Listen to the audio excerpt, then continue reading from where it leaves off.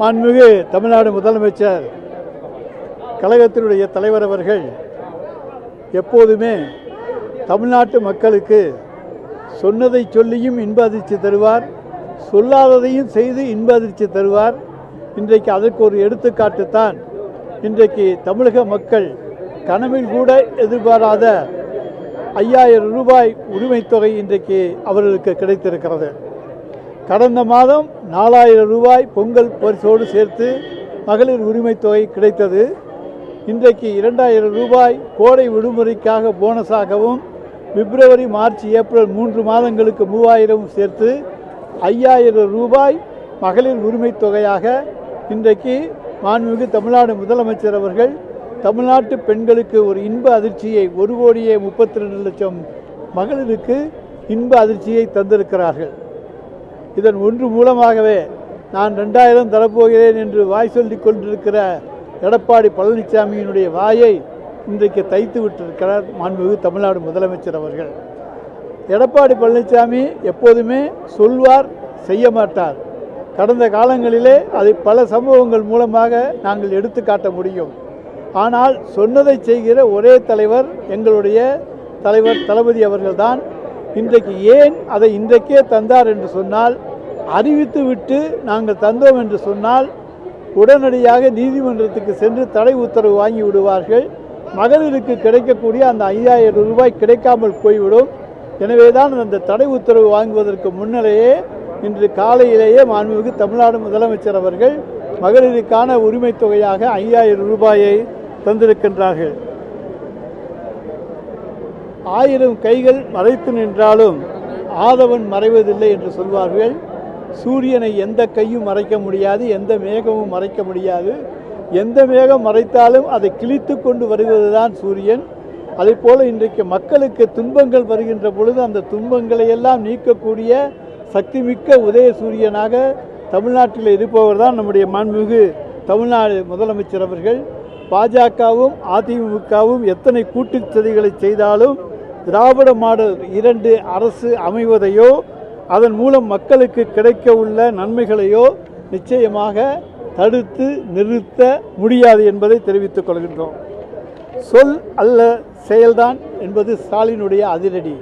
ஒன்று சொல்வார் அல்லது அதை செயலிலே செய்து காட்டு, அதை அதிரடியாக செய்யக்கூடிய ஒரு தலைவர் தான்.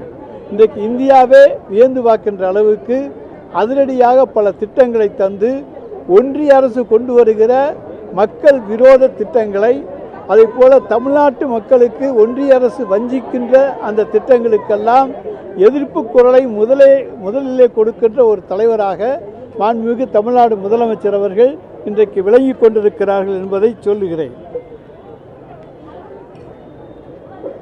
இந்த 2 வாரத்துக்குள்ள தமிழ்நாட்டு மக்களுக்கு 9000 ரூபாய் கிடைத்திருக்கிறது. இதை போல வரலாற்றிலே எந்த ஆட்சியிலும் தேர்தலுக்கு முன்னாலேயே வாக்குறுதிகள் தான் தருவார்களே தவிர தேர்தலுக்கு முன்னாலேயே அதை நிறைவேற்றிவிடுகிற ஆட்சி இன்றைக்கு நம்முடைய தலைவர் தளபதியினுடைய ஆட்சி தான்.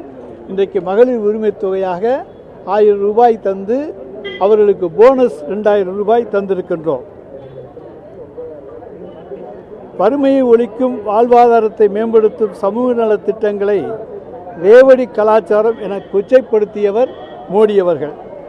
இலவச திட்டங்களை வழங்குவது நாட்டினுடைய வளர்ச்சிக்கு ஆபத்தானது, இதனால் வரி செலுத்துபவர்களின் பணம் வீணாகிறது என்று வசைபாடிய பிரதமர் மோடி மகளிருக்கு மாதந்தோறும் 1000 ரூபாய்க்கு மேல் சேமிப்பு தருகிற விடியல் பயண திட்டத்தையும் விட்டு வைக்கவில்லை.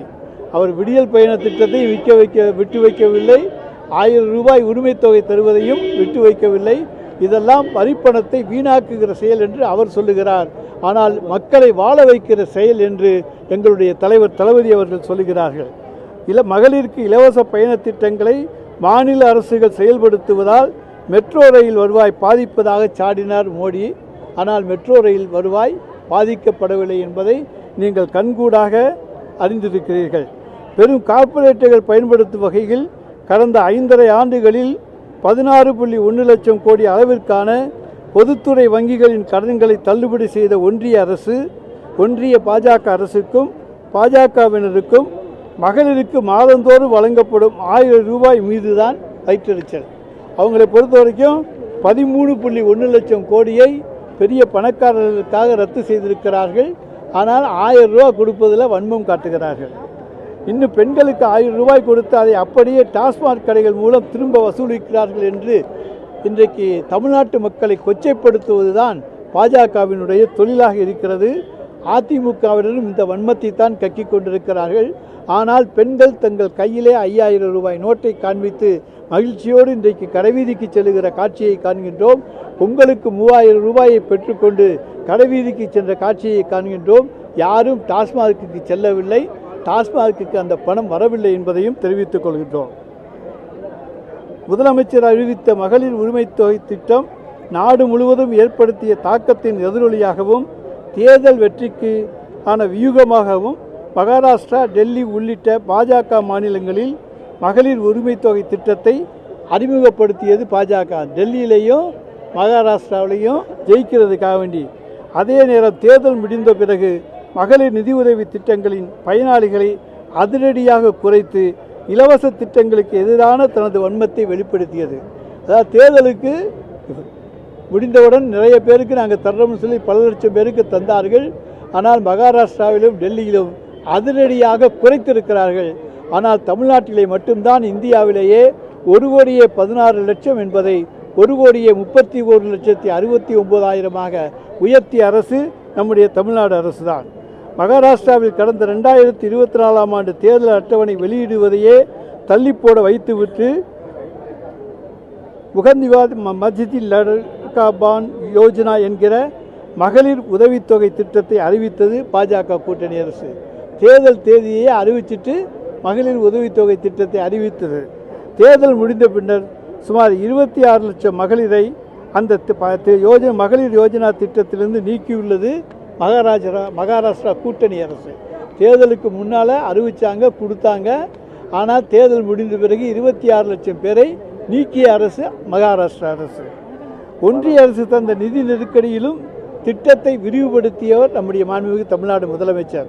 நமக்கு கல்விக்கான நிதி தரப்படவில்லை, இன்றைக்கு 100 நாள் வேலைக்கான நிதி தரப்படவில்லை. இப்படி பல்வேறு நிதிகளை ஒன்றிய அரசு முடக்கியும் கூட இன்றைக்கு மகளிர் உரிமை தொகைக்கான அந்த தொகையை விரிவுபடுத்தி இருக்கிற முதலமைச்சர் நம்முடைய மாண்புமிகு தமிழ்நாடு முதலமைச்சர் என்றால் தமிழ்நாட்டில் இருக்கக்கூடிய மக்கள் மீது எந்த அளவுக்கு அன்பும் பாசமும் கொண்டிருக்கிற முதலமைச்சராக அவர் இருக்கிறார் என்பதற்கு இந்த ஒரு நிகழ்வை எடுத்துக்காட்டாகும். இந்தியாவுக்கே முன்மாதிரியாக இருக்கும் கலைஞர் மகளிர் உரிமை தொகை திட்டத்தை பின்பற்றி தற்போது 12 மாநிலங்களில் மகளிர் உதவித்தொகை திட்டங்கள் அறிவிக்கப்பட்டுள்ளன. இன்னும் அவங்க எத்தனை லட்சம் பேருக்கு எப்படி கொடுக்க போகிறாங்கன்னு தெரியல. நாம் கொடுத்த அளவுக்கு யாருமே இந்தியாவில் கொடுக்க முடியாது. மகளிர் உரிமை தொகையை முடக்கி வைக்க பாஜக, அதிமுக சதி செய்கிறது. கலைஞர் மகளிர் உரிமை தொகை திட்டம் திராவிட மாடல் அரசின் சாதனைகளை மகுடமாக மகளிர் இடம்பெற்றிருப்பதை பாஜக, அதிமுகவால் சகித்து கொள்ள முடியவில்லை. சட்டமன்ற தேர்தலை சாக்காக வைத்து இந்த திட்டத்தை முடக்க பாஜகவும் அதிமுகவும் இணைந்து நீதிமன்ற வழக்குகள் மூலம் திட்டம் போட்டன. எனவேதான் இதை முன்னரே அறிந்து கொண்டு பிப்ரவரி, மார்ச், ஏப்ரல் 3 மாதங்களுக்கான தொகையை உடனடியாக தந்திருக்கின்றவர் நம்முடைய மாண்புமிகு தமிழ்நாடு முதலமைச்சர் அவர்கள்.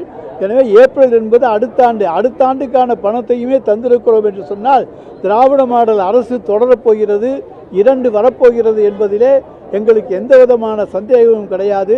தமிழ்நாட்டு மக்களுக்கும் சந்தேகம் கிடையாது. எனவேதான் இதை நாங்கள் தொடர்ந்திருக்கின்றோம். வெறும் அறிவிப்பை எடப்பாடி பழனிசாமி வெளியிடுவார், ஆனால் அவற்றையெல்லாம் நிறைவேற்றவே மாட்டார். பெண்களுக்கு நாங்கள் விடியல் பயணம் என்று சொன்ன பொழுது அன்றைக்கு அதை கொச்சைப்படுத்தியவர் நம்முடைய எதிர்க்கட்சி தலைவராக இருக்கக்கூடிய பொய்ப்பாடி பழனிசாமி ஆவார். அவர் என்ன சொன்னார்? எப்படி பஸ்ஸு இன்றைக்கி ஓட்டவே முடியலை, சேஸ் வாங்க முடியலை, இன்றைக்கி நடத்த முடியலை, டயர் வாங்க முடியலை, டீசல் போட முடியலை, டிரைவர் கண்டக்டருக்கு சம்பளம் போட முடியலை. இந்த நிலையிலே எப்படி மகளிருக்கு கட்டணம் இல்லாத இன்றைக்கு விடியல் பயணத்தை தரப்போகிறார்கள் என்று சொன்னார். அதை தந்து காண்பித்து நிரூபித்திருப்பவர் நம்முடைய தமிழ்நாடு முதலமைச்சர் என்பதை நாங்கள் பெருமையோடு சொல்லிக்கொள்ள கடமைப்பட்டிருக்கின்றோம்.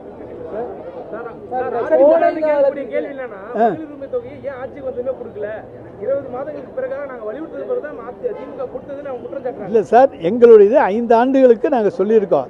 வந்த உடனே மகளிர் விடியல் பயணம் கொடுத்தோம். அதில் 1000 ரூபாய் ஒரு மகளிருக்கு மிச்சம். ஒரு அரசாங்கம் நடத்துவது எவ்வளவு கஷ்டம் என்பது உங்களுக்கு தெரியும்.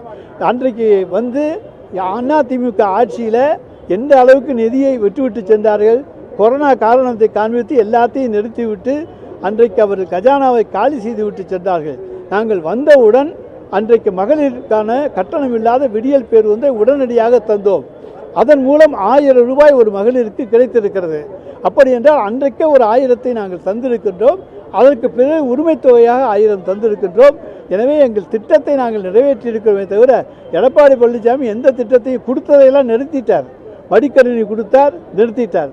தாலிக்கு தங்கம் கொடுத்தார், நிறுத்திட்டார். அதையெல்லாம் கடைசி வரைக்கும் கொடுத்தாரா? கொரோனாவை காலங்காலத்து காமிச்சிட்டு எதையுமே கொடுக்காம விட்டுட்டு போனது, அந்தரத்தில் விட்டு போனவர் தான் எடப்பாடி பழனிசாமி. அந்த கடனையும் தீர்த்தவர் எங்களுடைய மாண்புமிகு தமிழ்நாடு முதலமைச்சர்.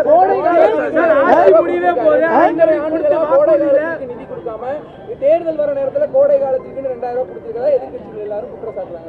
ஏங்க, தேர்தல் வர்ற போதானே இப்போ அவங்கெல்லாம் அறிவிப்பே கொடுக்குறாரு. 2000 ரூபா தரப்போறேன்னு தேர்தலுக்கு சொல்கிறாரு. இதுக்கு முன்னால் நாங்கள் 1000 ரூபா கொடுத்த போது வரவேற்கிறோம், இது நல்ல திட்டம் தானே அவங்க சொல்லலை. அது வந்து எப்படி முடியும், சாத்தியம்னு தான் சொன்னாங்க. அதனால் அவங்களுடைய குற்றச்சாட்டு அன்றைக்கே 1000மே கொடுக்க முடியாதுங்கிற போது நாங்கள் இன்றைக்கு வந்து கோடை காலத்துக்காக 2000 ரூபாய் கொடுப்பதிலே தவறில்லை. பொங்கலுக்கு 3000 ரூபாய் கொடுத்திருக்கிறோம், அதிலேயும் தவறில்லை. அதை பொறுத்திருந்து பார்ப்போம். திராவிட மாடல் 2 ஆட்சியிலே இன்னும் புதிய திட்டங்கள் நிறைய வர இருக்கின்றன. அந்த புதிய திட்டங்கள் மூலமாக இன்னும் மக்களை சென்றடையக்கூடிய புரட்சிகரமான திட்டங்கள், தமிழ்நாட்டை வளர்ச்சி பாதைக்கு கொண்டு போகிற திட்டங்கள், தமிழகத்தினுடைய பொருளாதாரத்தை உயர்த்துகின்ற திட்டங்கள், தமிழ்நாட்டு மாணவர்களுடைய படிப்பை, உயர்கல்வியை உயர்த்துகின்ற திட்டங்கள், இவற்றையெல்லாம் திராவிட மாடல் 2 ஆட்சி நிச்சயமாக நடைமுறைப்படுத்தும். ஒரு ஆள் சொல்ல இந்த திட்டங்களை நிறுத்துவதற்கு சதி திட்டம் நடைபெறதா தொடர்ச்சியா சொல்லப்படுது. என்ன மாதிரியான சதி, அப்படி நிறுத்த முடியுமா சார்? கோர்ட்டுக்கு போய் ஏதாச்சும் நிறுத்த பார்ப்பாங்கங்கிற ஒரு இதில் தான் நாங்கள் இப்போ நாங்கள் கொடுத்துட்டோம். அந்த திட்டங்களை வந்து நிறுத்துறதுக்கு வந்து போனால் நாங்கள் போராடி ஜெயிச்சிருவோம். எம்பி எலெக்ஷன்ல 1000 ரூபாய் திட்டம் தொடர்ந்து தானே? ஆமாம். அப்போ இந்த மாதிரி நிறுத்தலையே. 1000 ரூபாய் திட்டம் எம்பி எலெக்ஷனுக்கு ஒன்றும் இது இல்லை. எம்பி மத்திய ஒன்றிய அரசுக்காக நடந்த தேர்தல், இது மாநில அரசுக்காக நடக்கிற தேர்தல். ஒன்றிய அரசுக்கு வந்து இந்தியா பூரா நாங்கள் 1000 ரூபா தர்றோம்னு சொல்லலை, தமிழ்நாட்டுக்கு தான் 1000 ரூபா தர்றோம்னு சொன்னோம். அது வந்து ஒன்றிய மாநில அரசினுடைய திட்டம். தேர்தல் வந்தப்ப நிதிஷ்குமார் 10,000 ரூபாய் கொடுத்தப்ப விமர்சனம்.